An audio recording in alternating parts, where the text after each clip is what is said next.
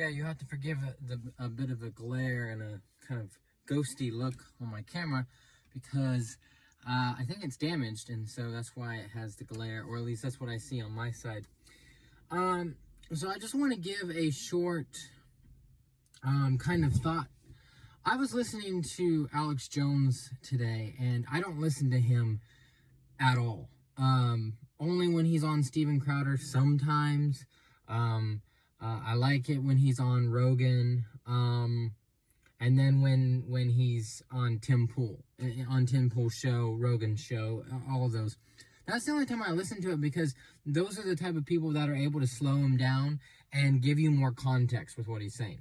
But today he was really, actually this was a broadcast I think 2 days ago, yesterday, a day ago. He was on point today. He was bam, bam, bam, new, bullet point, points of note. You could go and fact check and research these short clips of what he's talking about. And in the first part of his show, he actually played a video of a guy talking, a citizen journalist, I believe in Texas, talking about how this conflict between Biden and Abbott, the governor of Texas, is contrived, and we just all need to turn off the cameras and forget about it because it's a partisan divide and conquer strategy. Now, it's interesting, let me side note here because this isn't my main track of thought. It's interesting because Alex Jones was always the guy talking about controlled opposition. He was always the guy talking about the false left-right paradigm, two wolves and a lamb voting for supper. And so then he plays this video, and I think he very masterfully explains the nuance of the situation. The citizen journalist says, look, there are open gates all along the border. There are points along the border where these people can get through. So just because Abbott is supposedly repelling people and putting out barbed wire, where's the barbed wire? Where are the people? Where are the, where's the standoff between the state and federal? And that person is making these conclusions based on his observations and the first-hand eyewitness account of this person.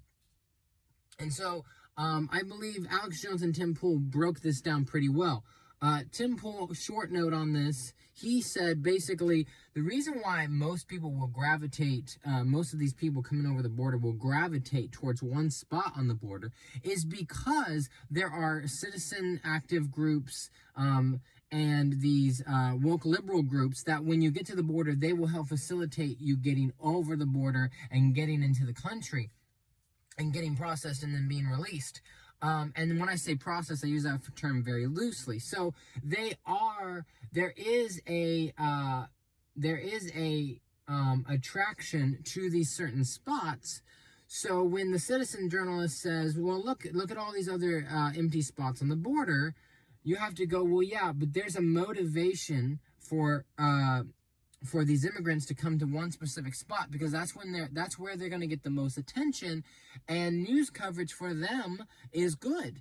It helps them gain sympathy in the political conversation and allows them to accomplish their mission, which is infiltrate the country.